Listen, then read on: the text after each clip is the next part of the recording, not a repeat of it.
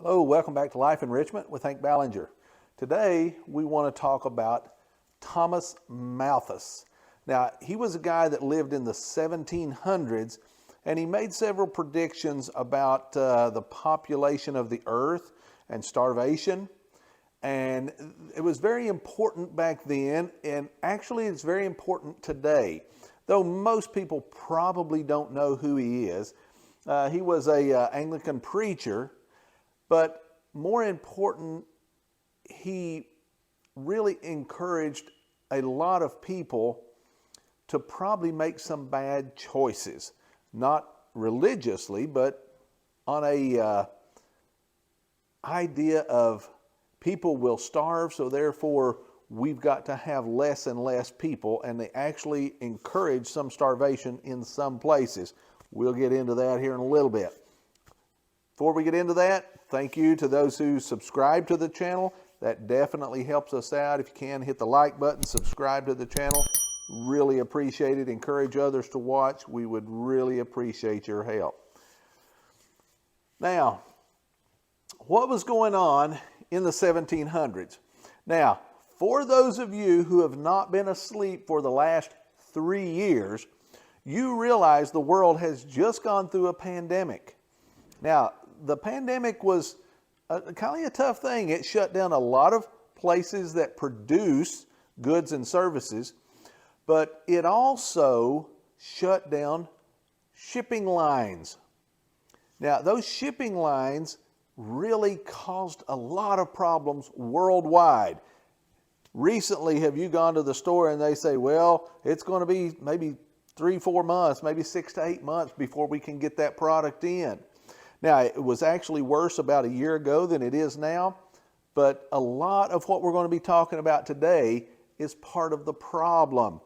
So as we go through here, start piecing this together, it'll start making a lot more sense. Now, when Thomas Malthus lived in the late 1700s, there was just slightly over 1 billion people. Some would say around 1 billion, depends on who you talk to, but which podcast you listen to. But let's say there was 1 billion people, okay? And Thomas' idea, and the people that follow his way of thinking are called Malthusians. So the Malthusians say that if the world gets over 1 billion people, that there will be mass starvation, people will die in groves, there will be diseases come in because there's too many people and kill out the people. But let's look and see exactly what happened from the late 1700s until 2023. Now, we will try to put in a little diagram that shows the population of people in the early 1800s. That's the one I could get that goes the farthest back. It's the early 1800s. How many people and how many were in what's called abject poverty or extreme poverty. And then that chart actually goes to today. And you will see how many people's on earth and how many are in abject poverty or extreme poverty. Now, in the late 1700s, and this is a terrible thought, about 90% of the 1 billion people on earth, about 90% were in poverty, extreme poverty. That's a lot of people.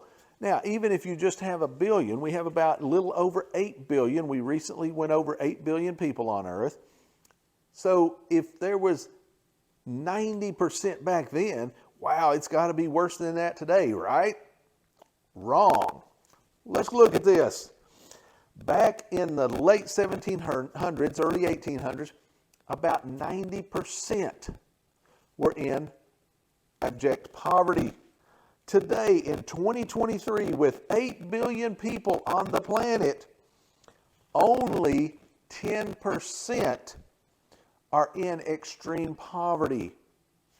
That's an extreme difference, isn't it? We've got 8 billion people, but in essence, less people. Even though we've got more people, there are less people in extreme poverty today than there was back in Thomas Malthus' day when they had 1/8 of the people.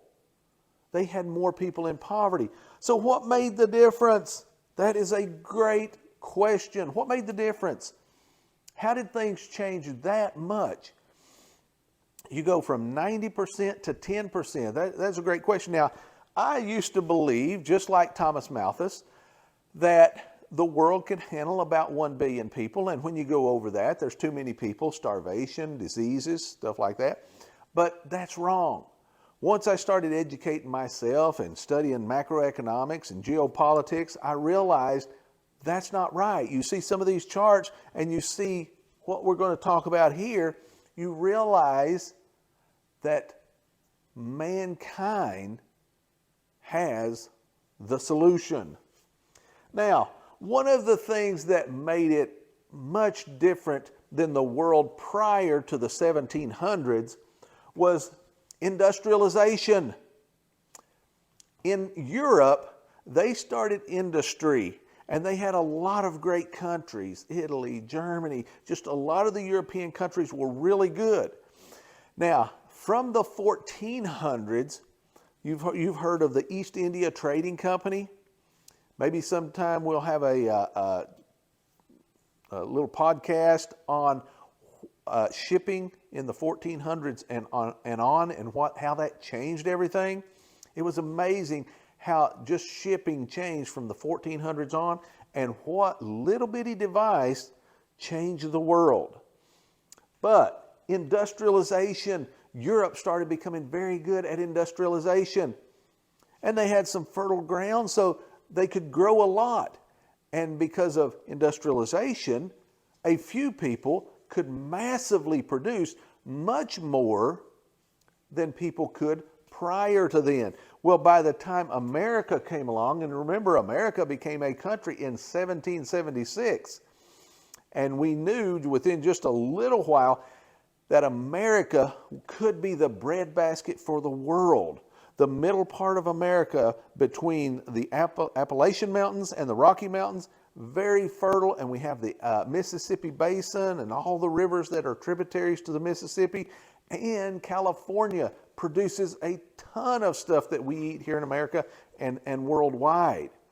So America is a great place to grow, and because we can massively, with the tractors and all the implements and trucks, and then the ships that we can ship up and down the Mississippi and to the greater, to the world, America can feed so many, and so can other countries. Russia, #1 producer and exporter of wheat. Ukraine, #3. Well, both of those have kind of been shut down for the last year or so, which kind of hurts a lot of countries worldwide. But industrialization, once it came in, it kind of started putting an end to this poverty. Shipping. Ships could go. Remember, from the 1400s, shipping became very popular. It changed the world. Now, we could grow, and literally this happens here in America because of our waterways, the Mississippi, the Gulf of Mexico, and then out in the Atlantic, the Pacific. We have great access to the world. There are many countries in the world that we can grow something here in America, put it on a boat, ship it to another country cheaper than they can grow it on the other side of their country and get it to the same market. Interesting. So shipping has made a big difference. Industrialization, shipping. Now, America, again, we talked about our agricultural ability. America is amazing. We can grow so much. We are so blessed. Now, another thing that made America very powerful is in 1944, at the end of World War II, America called many countries. There was 44 countries met in a place called Bretton Woods, New Hampshire. Now, the idea at that meeting was the American leadership told the rest of the world, said, we are the only country that has a navy of scale of any size. But here's what we will do. We need somebody to stand between us and Russia in the Cold War. So here's what we do. We're going to offer you a trade. if the people in Europe and Russia and anywhere in the world, if you sign this agreement, this Bretton Woods agreement, you stand in front of us, not beside us, not behind us, but in front of us between the Russians. Here's the deal. We will offer you safe shipping lanes all over the world. You can leave your country, go out and get raw material, bring it back, form it into a finished product, and ship it out somewhere and make profit on that. And we will keep those shipping lanes safe for you. And do you realize the world economy in the next 10 years grew 10 times? That had never happened in the history of mankind. The GDP of the world went up 10 times. 10 times. So you see, this Bretton Woods agreement was an amazing agreement, not only for America. It wasn't so much for feeding and for prospering for us. It was a guns for butter deal. We will offer you protection, but you got to stand between us and the Russians in the Cold War.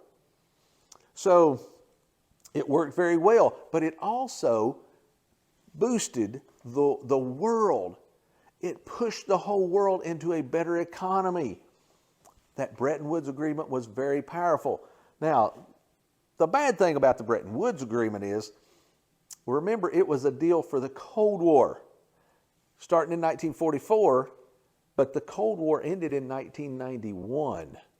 Since 1991, America has been pulling back. The Cold War's over. The Soviet Union fell. Now it's Russia. It's not the Soviet Union. So the Bretton Woods agreement is over. Now, does that mean people may start starving? Possibly. Now, we do have NATO, and if any country joins that, we help protect them, and we will trade with them. There's certain agreements there in the NATO deal. So America has been very instrumental in bringing down that poverty rate. Now, very interesting that Thomas Malthus said, if we get over 1 billion people, people will starve. There will be diseases, famines. And it's funny that the very thing that he said would cause starvation, too many people, is the very thing that curtailed the demise of the population, mankind. The fact that there was a lot more people on earth, there was a lot more ideas on earth. And because we had come out of the Dark Ages and man was encouraged through the Enlightenment, the Renaissance, man was encouraged to think, man could now come up with ideas, and that's what happened. Many come up with ideas for growing, agriculture, and the list could go on and on of the people that have been instrumental in helping to grow plants and food worldwide. Many people have come up with great ideas on shipping and being able to get that grain and those food products to other people. So see, here's the point in all of this. Thomas Malthus thought he was right. He wasn't trying to do anything wrong. He was a good guy. But the problem was he had bad information. And he thought more people would be the downfall of mankind.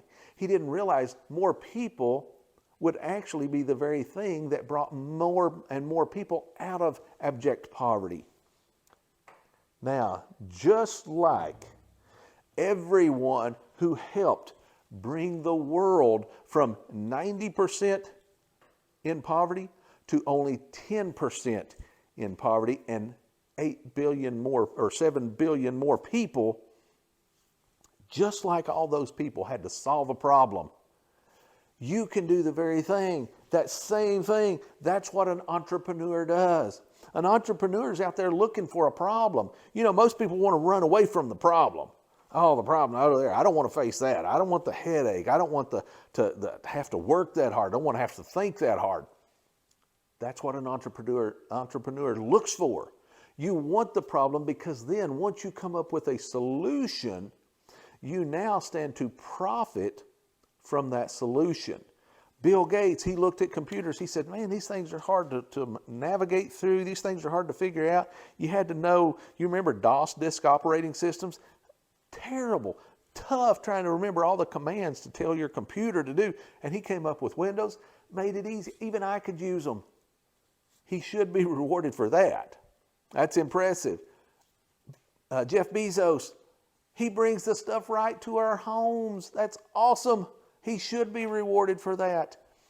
And he does it at a fairly cheap price. We don't have to keep running to the store. You can order everything you want pretty much, have it brought to your home. Food, clothes, dry goods, whatever you want, you just have it brought to your home. Amazing.